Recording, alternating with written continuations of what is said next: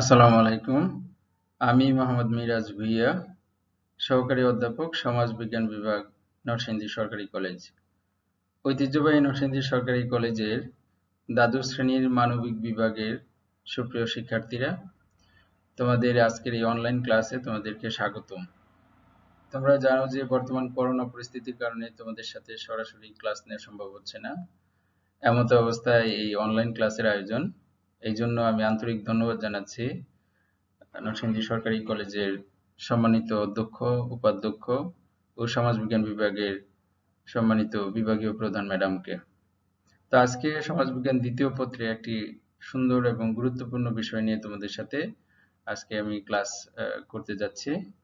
তো দেখা যাক আজকে আমরা কোন বিষয়টি নিয়ে তোমাদের সাথে কথা বলি।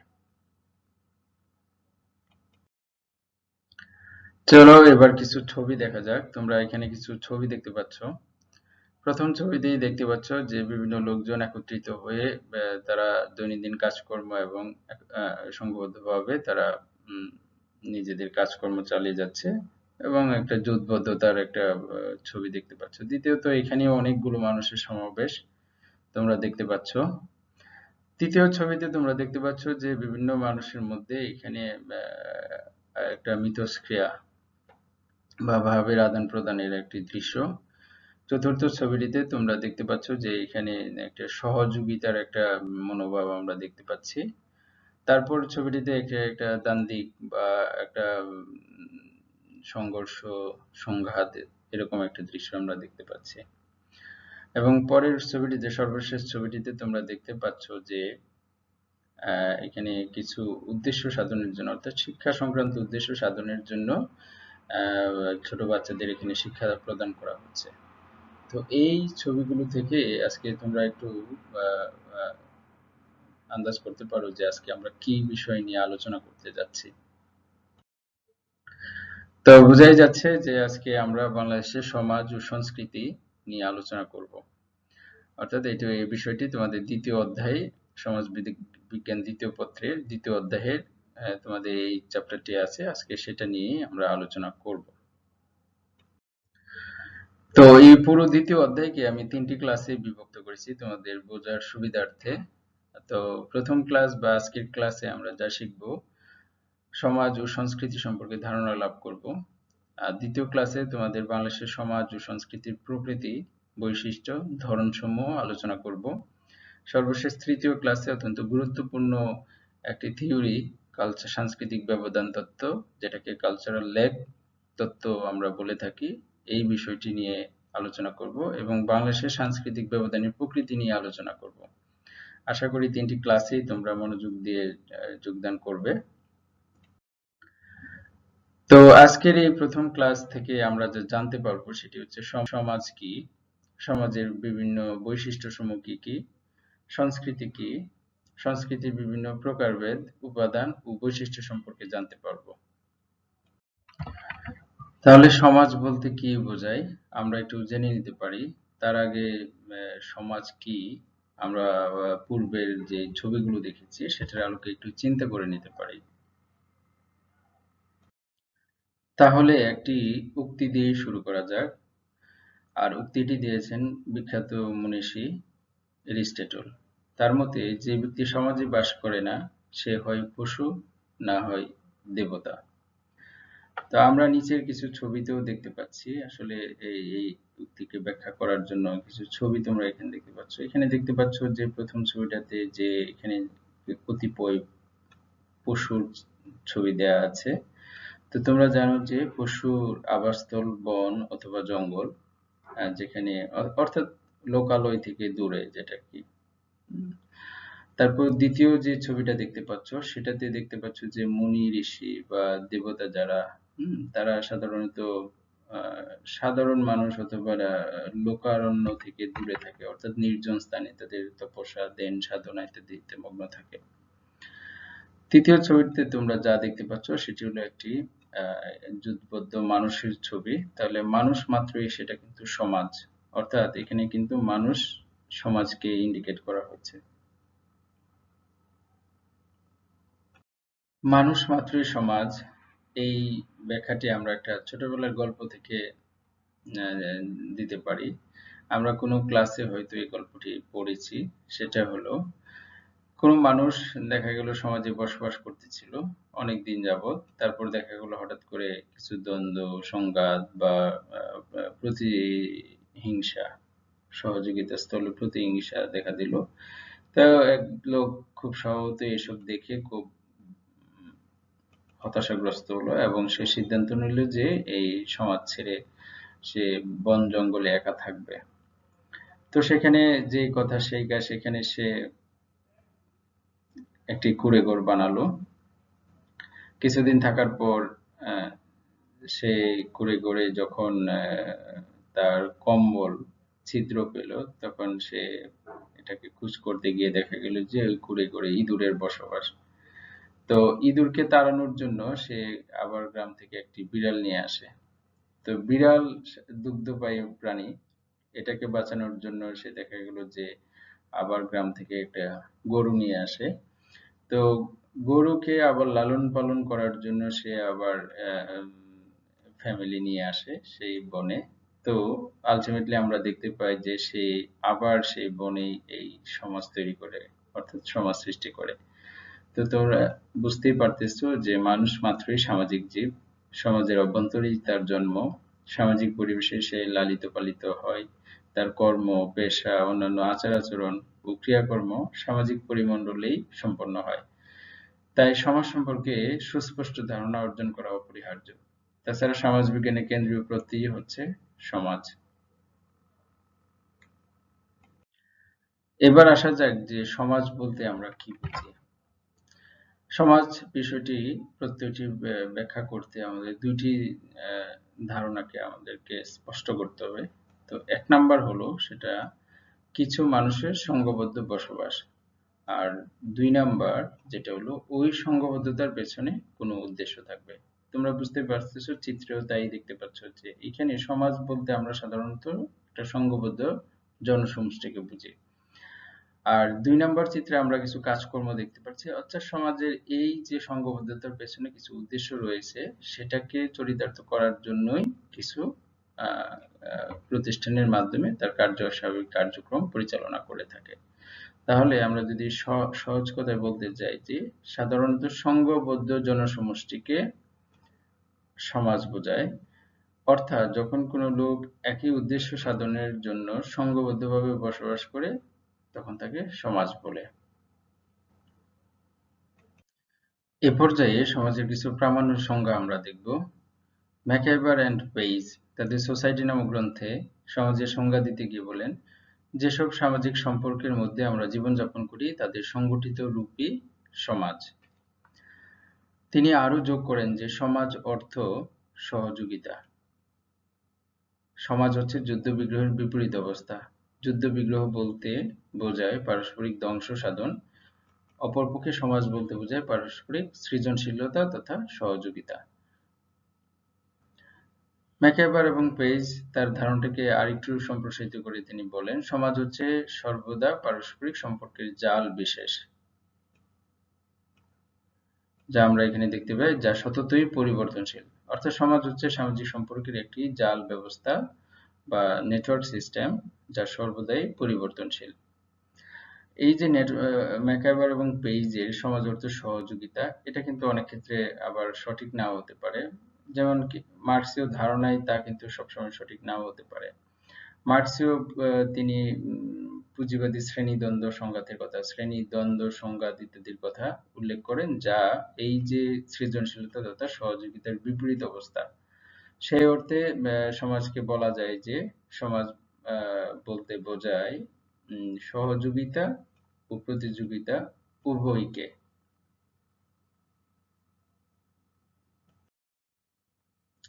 সমাজের প্রামাণ্য আরো কিছু সংজ্ঞা আমরা দেখতে পারি। আমেরিকান সমাজবিজ্ঞানী আর.টি. শেফার এর মতে, সমাজ হচ্ছে একটি বৃহৎ জনগোষ্ঠী যারা একই এলাকায় বসবাস করে, যারা তাদের এলাকার বাইরের অন্যান্য জনগোষ্ঠীর থেকে আপেক্ষিক অর্থে স্বাধীন এবং যারা একটি সাংস্কৃতিক জীবনে অংশগ্রহণ করে।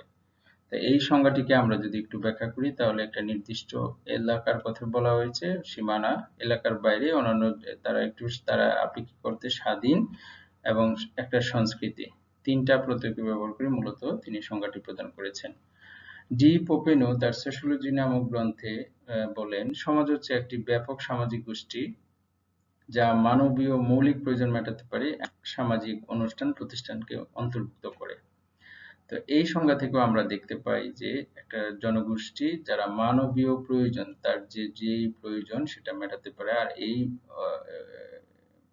প্রয়োজন মেটানোর জন্যই তার সামাজিক যে অনুষ্ঠান প্রতিষ্ঠান সেগুলোর মাধ্যমে তার এই প্রয়োজন মিটিয়ে থাকে। অতএব আমরা বলতে পারি যে সমাজ হচ্ছে একটি সংগঠন যা গঠিত হয় ব্যক্তি বা গোষ্ঠীর সমন্বয়ে, যার ভিত্তি হচ্ছে পারস্পরিক সম্পর্ক। অন্য কথায় বলা যায়, পারস্পরিক সম্পর্ক সূত্রে আবদ্ধ বা ভাবের আদান প্রদানের মাধ্যমে পারস্পরিক মিথস্ক্রিয়া এমন একটি জনগোষ্ঠীর নাম সমাজ। তাদের নিজস্ব প্রথা ও জীবন প্রণালী গড়ে তোলে। নিজস্ব প্রথা এবং সাংস্কৃতিক যে বৈশিষ্ট্য সেটা আমরা দেখতে পাই। এবার সমাজ সম্পর্কে সমসাময়িক ধারণাটা কি সেগুলো আমরা একটু জানবো। আমরা জানি যে বর্তমানে একবিংশ শতাব্দীর আমরা চতুর্থ শিল্প বিপ্লবের যুগে বসবাস করছি। আমরা জানি যে 1760 সালে বাষ্পীয় ইঞ্জিন আবিষ্কার মাধ্যমে এই যে প্রথম যেই শিল্প বিপ্লব সেটার সূচনা হয়, এবং যার ফলশ্রুতিতে আমরা সমাজবিজ্ঞানের একটা আলাদা সাবজেক্ট হিসেবে আমরা দেখতে পাই। 1870 সালে বিদ্যুতের আবিষ্কার, এটাকে দ্বিতীয়, সেটা বলা হয়ে থাকে যে এটা দ্বিতীয় শিল্প বিপ্লব ইন্ডিকেট করা হয়। তৃতীয় যে শিল্প বিপ্লব 1960 সালে তথ্য প্রযুক্তির উদ্ভব, সেটাকে তৃতীয় শিল্প বিপ্লব হিসাবে ধরা হয়। এবং এই তৃতীয় শিল্প বিপ্লবের উপর ভিত্তি করে আমরা বর্তমান যে সমাজ ব্যবস্থা, বর্তমান বা 2020 সালে এসে যেই সমাজ ব্যবস্থা পাই সেটা হলো ডিজিটাল বিপ্লব, অর্থাৎ এটাকে ইন্ডাস্ট্রি 4 নামেও বলা হয়ে থাকে। তো এই ধারণার যুগে আমরা কিন্তু এলাকাগত যে আগে যে সমাজ সম্পর্কিত ধারণা, এলাকাগত উৎপাদন বা প্রতিষ্ঠানগত বা পারস্পরিক মিথস্ক্রিয়াগত ধারণা কিন্তু অনেক পরিবর্তন লক্ষ্য করা যায়। কাজেই তোমরা এই উপরে চিত্রটাও তো দেখছো যে একবিংশ শতাব্দীর এই যে চতুর্থ শিল্প বিপ্লবের যুগে কিভাবে সমাজ ব্যবস্থা আমূল রূপান্তরিত হচ্ছে তথ্য প্রযুক্তি বিপ্লবের মাধ্যমে, অর্থাৎ ডিজিটাল বিপ্লব এর মাধ্যমে। তোমরা এই চিত্রটাতে দেখে থাকবা যে মানে প্রত্যেকটা কাজ কর্মে সমাজ কিভাবে যন্ত্র মানুষকে রিপ্লেস করে দিচ্ছে, অর্থাৎ মানুষের জায়গায় যন্ত্র চলে আসছে। তোমরা আইসিটি যে সাবজেক্ট, সেখানে তোমরা এই বিষয়গুলো আরেকটু ধারণা লাভ করতে পারবে। মূলত কয়েকটা বিষয়ে এখন রেগুলেশন হিসেবে আবির্ভূত হচ্ছে। এর মধ্যে একটা হলো, আমরা জানি যে এআই, এটাকে বলা হয় আর্টিফিশিয়াল ইন্টেলিজেন্স বা কৃত্রিম বুদ্ধিমত্তা। এরপরে আছে যেটা রোবোটিক্স আমরা যদি ধরি যেটা, তারপর জেনেটিক্স ইঞ্জিনিয়ারিং, আরেকটা হলো যেটা হলো ভার্চুয়াল সমাজ ব্যবস্থা, হলো সাইবারনেটিক্স। তো এই কয়েকটা জায়গায় একটা আমূল শিল্প বিপ্লব সূচিত হচ্ছে, অর্থাৎ চতুর্থ শিল্প বিপ্লবের ধারণাটাই হলো সমাজে একটা মানে ইন্টিগ্রেটেড সমাজ ব্যবস্থা প্রযুক্তির মাধ্যমে, যেটাকে আমরা বলতে পারি যে অগাস্ট কুথের যে পজিটিভিজম, অর্থাৎ দৃষ্টবাদের যে ধারণা, যে সমাজ কল্পনা করেছেন সেটাকেই তিনি মিন করেছেন। আর এই যে ধারণাগুলো সেটা মার্শাল ম্যাকলুহান 1960 সালের দিকে গ্লোবাল, এটাকে যেটা বলা হচ্ছে যে গ্লোবাল ভিলেজ, অর্থাৎ একটা বৈশ্বিক গ্রাম। অন্যদিকে ম্যানুয়েল ক্যাসেল, এটাকে বলা হচ্ছে যে নেটওয়ার্ক সোসাইটি। আমরা এখানে দেখতে পাচ্ছ নেটওয়ার্ক সোসাইটি, যা কিনা বর্তমান সমাজ কাঠামোর উপাদান হিসেবে গণ্য করা হয়। আর যদি আমরা এক কথায় এটাকে বলি যে এটা একটা হলো বিশ্বায়িত সমাজ, সেটাকে বোঝায়। তাহলে সে অর্থে যে অতীতের যে এলাকাগত ধারণা, এটার কিন্তু এখানে অনুপস্থিত, কারণ এখন সমাজ ব্যবস্থাটাই এরকম ইন্টিগ্রেশনের মধ্যে ঢুকে গেছে যে এটার নির্দিষ্ট বাউন্ডারি বা সীমা কিন্তু ওইভাবে আমরা এখন আর খুঁজে পাওয়াটা মুশকিল। মিথস্ক্রিয়ার ধারণা অতীতেও ছিল, কিন্তু দেখা যায় যে এখন যে মোস্টলি যে মিথস্ক্রিয়া যে ব্যবহার হয় সেটা হলো তথ্য প্রযুক্তি বিপ্লবের মাধ্যমে বিভিন্ন সামাজিক যে সোশ্যাল নেটওয়ার্ক সাইট আছে সেগুলোর মাধ্যমে বা প্রযুক্তির একটা বড় উপস্থিতি আমরা দেখতে পাই। তো সেই অর্থে এটাকে বলা হয় নেটওয়ার্ক সোসাইটি, এই অর্থে যে আমরা একটা সম্পর্কের জাল, আর এই জালের পেছনেই সেটা হচ্ছে যে তথ্য প্রযুক্তির এই যে অভাবনীয় সাফল্য বা ডিজিটাল বিপ্লব। সে অর্থে আমরা কিন্তু বর্তমান এই যে 2020 সমাজ ব্যবস্থায় এসে দুইটা সমাজ ব্যবস্থা দেখতে পাই, একটা হলো বাস্তব সমাজ আর একটা হলো ভার্চুয়াল সমাজ। আমরা জানি যে এই যে বাস্তব সমাজ যে কোনো কিছু ঘটলে সেটা যেমন ভার্চুয়ালে প্রভাব ফেলে, আবার ভার্চুয়ালের দেখো একটা সমাজ ব্যবস্থার যে কোনো কিছু ঘটলে সেটা কিন্তু বাস্তব সমাজেও প্রভাব ফেলতেছে, আমরা এটা খুব প্রকটভাবে দেখতে পাই। কাজেই এখন সমাজ বলতে দুটা সমাজ ধারণা কি বোঝাবে, একটা হলো বাস্তব সমাজ আর একটা হলো ভার্চুয়াল সমাজ। কারণ আমরা যেহেতু দেখতে পাই যে একটার উপর আরেকটা প্রভাব বিস্তার করতে পারে, এবং আলটিমেটলি আমরা যেই ধারণায় সমাজ ব্যবস্থায় যাবো আর সেটা হলো ভার্চুয়াল সমাজের দিকে আমরা অগ্রসর হচ্ছি তথ্য প্রযুক্তি বিপ্লবের মাধ্যমে। এ পর্যায়ে আমরা সমাজের কতিপয় কিছু বৈশিষ্ট্য দেখব। তো প্রথমে যেটা আসে যে সমাজ একটি বৃহৎ মানবীয় সংগঠন, অর্থাৎ সমাজ ব্যক্তি বা সমাজ থেকে ব্যক্তি গোষ্ঠী তার প্রয়োজন মিটিয়ে থাকে। সেই অর্থে এটাকে মানবিক সংগঠন বলা হয়ে থাকে। সমাজের সদস্যরা পরস্পর নির্ভরশীল ও সম্পর্ক সূত্রে আবদ্ধ। আমরা জানি সমাজকে একটি সম্পর্কের জাল বা নেটওয়ার্ক সিস্টেমের সাথে বলা হয়েছে। কাজেই এখানে পরস্পর নির্ভরশীলতা হলো সমাজ এর একটি গুরুত্বপূর্ণ বৈশিষ্ট্য। এটি একটি সাধারণ জীবন প্রণালী বা সংস্কৃতি রয়েছে। তো প্রত্যেকটা সমাজেরই একটি সাধারণ জীবন প্রণালী বা way of life, the holistic life, সেটা আমরা দেখে থাকি। তো সেই অর্থে প্রত্যেক সমাজেরই একটি সাধারণ জীবন প্রণালী আছে। সমাজ প্রয়োজন মেটানোর জন্য বিভিন্ন অনুষ্ঠান প্রতিষ্ঠান গড়ে তোলে। আমরা যেহেতু উদ্দেশ্য নিয়ে সমাজে বাস করি, কাজেই এইসব উদ্দেশ্যগুলোকে একটা পূর্ণাঙ্গ রূপ দানের জন্য আমরা সমাজে বিভিন্ন প্রতিষ্ঠান গড়ে তুলি, যার মাধ্যমে আমরা এইসব উদ্দেশ্য আমাদের মিটে থাকে। সমাজের সহযোগিতা ও প্রতিযোগিতা দুটি বিদ্যমান। আমরা প্রত্যেকটা সমাজ ব্যবস্থায় দেখি যে প্রতিযোগিতা এবং সহযোগিতা সমভাবে বিরাজ করে। অর্থাৎ কোনো সমাজে প্রতিযোগিতা খুবই বেশি, আবার কোনোটায় কম। সেই অর্থে অর্থাৎ সমাজ তার নিজস্ব সমাজ ব্যবস্থার আলোকে সেটা আবর্তিত হয়ে থাকে। সমাজ সর্বদাই পরিবর্তনশীল। সমাজ একটি প্রবহমান ধারণা, নদীর মতো বহমান। কাজেই এটা পরিবর্তনই এখানে কিন্তু সমাজের চরম বৈশিষ্ট্য। একটা নির্দিষ্ট সময়ের ব্যবধানে সমাজ কাঠামোর যে অদল বদল গড়ে ওঠে সেটাকে আমরা পরিবর্তনশীলতার মধ্যে সমাজের বৈশিষ্ট্য দেখতে পাই। সমাজ পারস্পরিক প্রয়োজনে গড়ে ওঠে এবং টিকে থাকে। তো এটা আমরা জানি যে সমাজ মূলতই সৃষ্টি কিছু উদ্দেশ্যকে সামনে রেখে। এই জন্য আমরা যার যে প্রয়োজন সেই অনুযায়ী আমরা বিভিন্ন প্রতিষ্ঠানের মাধ্যমে সমাজকে কিন্তু টিকে রাখি। যেমন রোগের জন্য আমরা হাসপাতাল, শিক্ষার জন্য শিক্ষা প্রতিষ্ঠান, আমরা অর্থ ব্যবস্থার জন্য ব্যাংক, বীমা প্রতিষ্ঠান, সমাজ ব্যবস্থা, রাষ্ট্রকে পরিচালনার জন্য রাষ্ট্র ব্যবস্থা ইত্যাদি বহু ব্যবস্থা, নানাবিধ যে ব্যবস্থা আমরা গড়ে থাকি। সামাজিক সম্পর্ক একটি জটিল জাল বা ব্যবস্থা বা নেটওয়ার্ক, এটা আমরা আগেই বলেছি। আর এখন 21st সেঞ্চুরিতে এটা কিন্তু আরো প্রকট।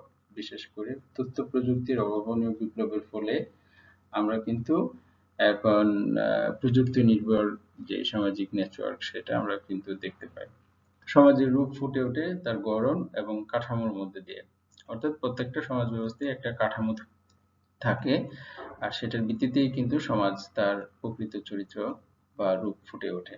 কাঠামোটা আদলেই সমাজের বৈশিষ্ট্য আমরা দেখতে পাই। এবার আসা যাক আরো কিছু ছবি নিয়ে তোমাদের সামনে। সেটা ভাষা আন্দোলনের একটি কিছু ছবি।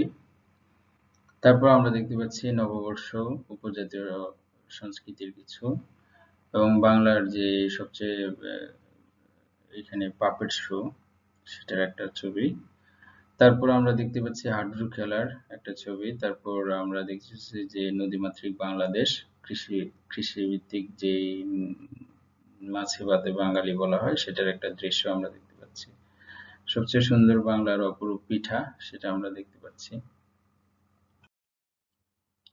আর কিছু পরিবর্তনশীল সাম্প্রতিক ছবি আমরা দেখতে পাচ্ছি যে এখানে তথ্য প্রযুক্তি বিপ্লবের মাধ্যমে যে যোগাযোগ ব্যবস্থার অভাবনীয় উন্নতি সেটা দেখতে পাচ্ছি। শিক্ষা ব্যবস্থায় এখানে দেখা যাচ্ছে, এখানে হলো এই ছবিটাতে যে দেখা যায় যে সামাজিক মিথস্ক্রিয়া, এখন আমরা টুইটার, ফেসবুক, ইউটিউব অর্থাৎ স্মার্টফোন কেন্দ্রিক যত যে যোগাযোগ মিথস্ক্রিয়া সেটা আমরা দেখতে যাচ্ছি, এবং একজন আরেকজনের সাথে ওইভাবে যে মিথস্ক্রিয়ার যে সরাসরি সম্পর্ক সেটা কিন্তু এখানে অনুপস্থিত। তারপর আমরা দেখতে পাচ্ছি যে কৃষিভিত্তিক সমাজ ব্যবস্থায় ড্রোন চালিত কিভাবে এখানে কীটনাশক ছিটানো হচ্ছে সেটার একটা দৃশ্য, এবং বর্তমান কলকারখানার একটি দৃশ্য আমরা দেখতে পাচ্ছি। তাহলে তোমরা বুঝতে পারছো এই অংশ নিয়ে আমরা যেটা আলোচনা করব সেটা হলো সংস্কৃতি।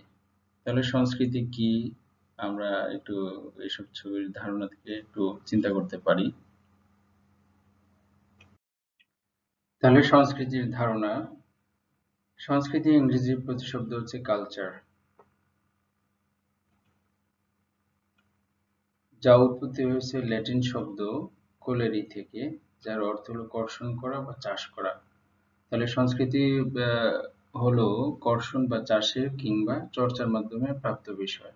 সে অর্থে মানুষকে বলা হয় man is culture building animal, অর্থাৎ মানুষ সংস্কৃতি সৃষ্টিকারী প্রাণী। সমাজে বসবাস করতে গিয়ে সে সামাজিক পরিবেশ সৃষ্টি করে ব্যাপক অর্থে, সেটাই সংস্কৃতি।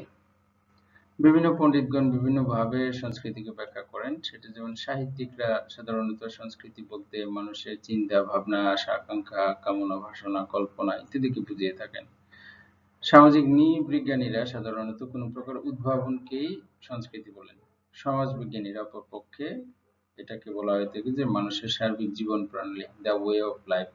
সে অর্থে সংস্কৃতি হলো সমগ্র গোটা জীবনধারা, সেটাকে আমরা সংস্কৃতি হিসেবে আখ্যায়িত করতে পারি। তো আরো কিছু প্রামাণ্য সংজ্ঞা আমরা দেখতে পারি। আমেরিকান সমাজবিজ্ঞানী ম্যাকএভারের মতে, আমরা যা তাই আমাদের সংস্কৃতি, আমাদের যা আছে বা ব্যবহার করি তাই হলো সভ্যতা। তাহলে এখানে আমরা এই যে আমাদের যা, আমরা যা, সেটা অর্থে একটা অবস্তুগত ধারণা, এবং যা আমাদের যা আছে সেটা হলো একটা বস্তুগত ধারণার আমরা রূপ পাই এখান থেকে। সংস্কৃতি সবচেয়ে বেশি গ্রহণযোগ্য এবং পূর্ণাঙ্গ সংজ্ঞা দিয়েছেন ব্রিটিশ নৃবিজ্ঞানী ইবি টেইলর তার প্রিমিটিভ কালচার নামক গ্রন্থে। তার মতে সংস্কৃতি হচ্ছে সেই সমষ্টি যা সমাজের সদস্য হিসাবে মানুষের অর্জিত জ্ঞান, বিশ্বাস, শিল্পকলা, নৈতিকতা, আইন, রীতিনীতি ও অন্য যেকোনো দক্ষতা ও অভ্যাসের জটিল সমষ্টি।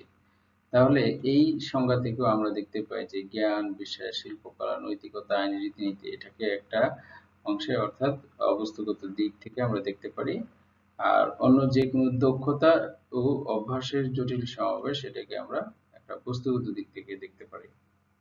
রবার্ট বেইরস্টেড তার সোশ্যাল অর্ডার নামক গ্রন্থে বলেছেন, সমাজের সদস্য হিসেবে আমরা যা কিছু চিন্তা করি এবং যা কিছু সম্পন্ন করি তার সমষ্টি হচ্ছে সংস্কৃতি। তাহলে আমরা বুঝতে পারতেছি এখানে একটা হলো মনোজগৎ বা অভ্যন্তরীণ বিষয়, অবস্তুগত দিক, আর অন্যটা হলো যা কিছু সম্পন্ন করি, কাজ করি, অর্থাৎ সেটাকে বস্তুগত দিক থেকে আমরা এই সংজ্ঞাটি বিশ্লেষণ করতে পারি।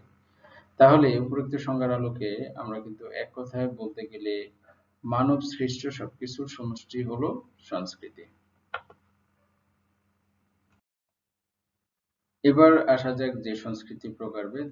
আমরা সংজ্ঞার আলোকে এখানে বলতে পারি যে সংস্কৃতি দুই প্রকার, একটা হলো বস্তুগত সংস্কৃতি আর একটা হলো অবস্তুগত সংস্কৃতি। বস্তুগত সংস্কৃতি বলতে সংস্কৃতির এমন উপাদানকে বোঝানো হয় যার বাহ্যিক অস্তিত্ব আছে, অর্থাৎ মানুষ তার জীবনযাপনের জন্য বস্তুগত যা কিছু তৈরি করে ব্যবহার করে তাই হলো বস্তুগত সংস্কৃতি। সেটা হতে পারে ঘর, বাড়ি, চেয়ার, টেবিল, বিজ্ঞান, প্রযুক্তি ইত্যাদি হতে পারে। আর অবস্তুগত যে সংস্কৃতির যে উপাদান ধরা যায় না, ছোঁয়া যায় না, বাহ্যিক অস্তিত্বহীন বা পরিমাপযোগ্য নয় তাকে অবস্তুগত সংস্কৃতি বলে। উদাহরণস্বরূপ জ্ঞান, বিজ্ঞান, ভাষা, সাহিত্য, বিশ্বাস, নৃত্য, নাটক, আইন এবং গান ইত্যাদি হতে পারে। অর্থাৎ যেটা হলো মানুষের অভ্যন্তরীণ বিষয়, যাকে আমরা ওইভাবে ধরতে পারি না, স্পর্শ করতে পারি না, কেবলই অনুভূতির বিষয়, সেটাকে অবস্তুগত সংস্কৃতি বলা হয়ে থাকে। এবার আসা যাক সংস্কৃতির বৈশিষ্ট্যসমূহ জানা যাক। আমরা প্রথমেই যেটা আসে সেটা হলো সংস্কৃতি অর্জিত, অর্থাৎ মানব সমাজে আমরা জন্মগ্রহণের পর থেকেই আমরা যা কিছু শিখি সেটার এই সংস্কৃতি, এবং সেটা অর্জন করতে হয় এবং একদিকে শিখি অন্যদিকে শিখাচ্ছি। এই জন্য মানুষকে কালচার বিল্ডিং এনিমেল বলা হয়ে থাকে।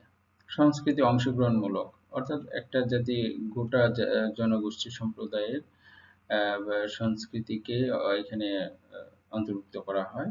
এটা কোনো বিচ্ছিন্ন বা একক কোনো সমষ্টি নয়। এখানে বিভিন্ন জাতি, গোষ্ঠী, ধর্ম, বর্ণের মানুষের একটা সমন্বিত রূপই হলো সংস্কৃতির ধারণা।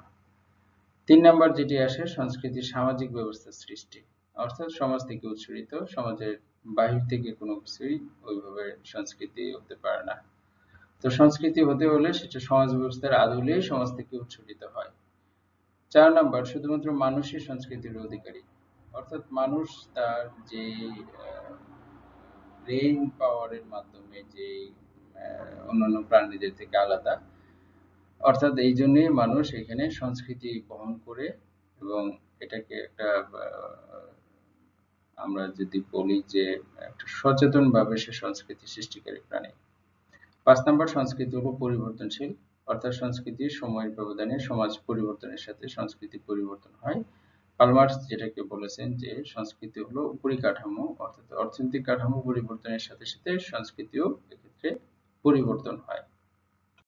সংস্কৃতির আরো কিছু বৈশিষ্ট্য। ৬ নাম্বার, সংস্কৃতি সমাজ দ্বারা নিয়ন্ত্রিত, অর্থাৎ প্রত্যেকটি সমাজেই তার নিজস্ব সংস্কৃতি কার্যক্রম পরিচালিত হয় এবং সেই সমাজ দ্বারাই সেটা নিয়ন্ত্রিত হয়। সমাজের প্রয়োজনে সমাজের মূল্যবোধ বিকাশে সংস্কৃতির ভূমিকা রয়েছে, এবং এক্ষেত্রে বিভিন্ন যে প্রতিষ্ঠান, অনুষ্ঠান এই মুখ্য ভূমিকা পালন করে।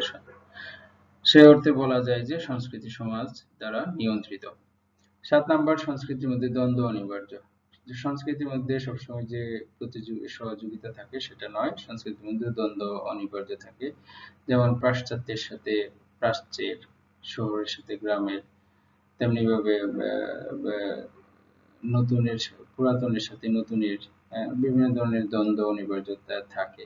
অর্থাৎ একটি যেহেতু সংস্কৃতি যেহেতু পরিবর্তনশীল, কাজেই পুরাতন থেকে নতুনে উত্তরণের যে সময়, সেই জায়গায় সাংস্কৃতিক দ্বন্দ্ব সৃষ্টি হয়।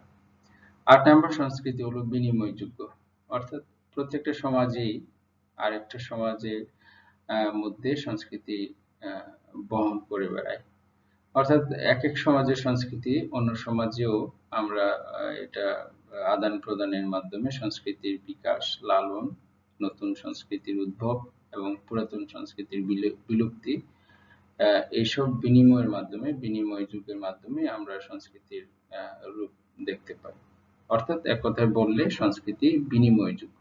একটা সমাজের সংস্কৃতি সেটা অন্য সমাজের জন্য প্রযোজ্য হতে পারে বা এটা গৃহীত হতে পারে। এ পর্যায়ে আমরা সংস্কৃতির উপাদান সমূহ একটু দেখব। সংস্কৃতি উপাদানের মধ্যে প্রথমে যেটা আসে সেটা হলো ভাষা। ভাষা মানুষকে একত্রিত করে এবং সকলের মধ্যে ভাবের আদান প্রদান সৃষ্টি করে। সে অর্থে ভাষা একটি অন্যতম উপাদান সংস্কৃতির। আদর্শ, মূল্যবোধ এগুলো সংস্কৃতির উপাদান হয়ে থাকে, কারণ আমরা ছোটবেলা থেকে সংস্কৃতি শিখে থাকি, বিভিন্ন আদর্শে বড় হই, কাজেই এইগুলো কিন্তু আমাদের চাল চলন, আচার আচরণ বিভিন্ন ক্ষেত্রে প্রভাব বিস্তার করে। বিভিন্ন সাহিত্য, মনীষীদের দেন ধারণা, সেক্ষেত্রেও এটিও সংস্কৃতির উপাদান হয়ে থাকে, কারণ এগুলো জীবনের মধ্যে প্রতিফলন ঘটায় এবং এগুলোর একটা সুপ্ত ছাপ কিন্তু আমরা আমাদের বিভিন্ন বাস্তবতায় দেখতে পাই। সেটা কি? তেমনিভাবে দর্শন, মূল্যবোধ, প্রথা, লোকাচার, রূপরীতি এবং সর্বশেষ যে প্রযুক্তি, প্রযুক্তি এক্ষেত্রে নতুন সংস্কৃতির জন্ম দেয়। যেমন অতীতে যেটা ছিল চিঠিপত্রের মাধ্যমে যোগাযোগ ব্যবস্থা, সেটার স্থলে এখন হলো মোবাইল বা সোশ্যাল যোগাযোগ ব্যবস্থা। কাজেই এখানে কিন্তু নতুন সংস্কৃতির জন্ম বা আমরা সংস্কৃতির বিকাশ বর্ধন দেখতে পাই যেটাকে। কাজেই এইসব উপাদানের নিরিখে সংস্কৃতি গড়ে ওঠে বা বিকাশ লাভ করে। তোমরা এই অংশটুকু প্রথম পত্রে দেখতে পারবা, সেখানে আরো বিস্তারিত জানতে পারবা। তো তোমাদের কোনো প্রশ্ন বা ইনকোয়ারি থাকলে আমাকে ইনবক্সে বা কমেন্ট বক্সে লিখে জানাতে পারো। এই দ্বিতীয় অধ্যায় থেকে, বাংলাদেশের সমাজ ও সংস্কৃতির অংশ থেকে। তো আজকে এই পর্যন্তই। সবাইকে এতক্ষণ মনোযোগ দিয়ে শোনার জন্য আন্তরিক ধন্যবাদ ও কৃতজ্ঞতা জানাচ্ছি। পরবর্তীতে কোনো ক্লাসে তোমাদের সাথে দেখা হবে সে আশা ব্যক্ত করে সবাইকে আগাম স্বাগতম জানিয়ে আমি আমার আজকের ক্লাস শেষ করছি। ধন্যবাদ সবাইকে।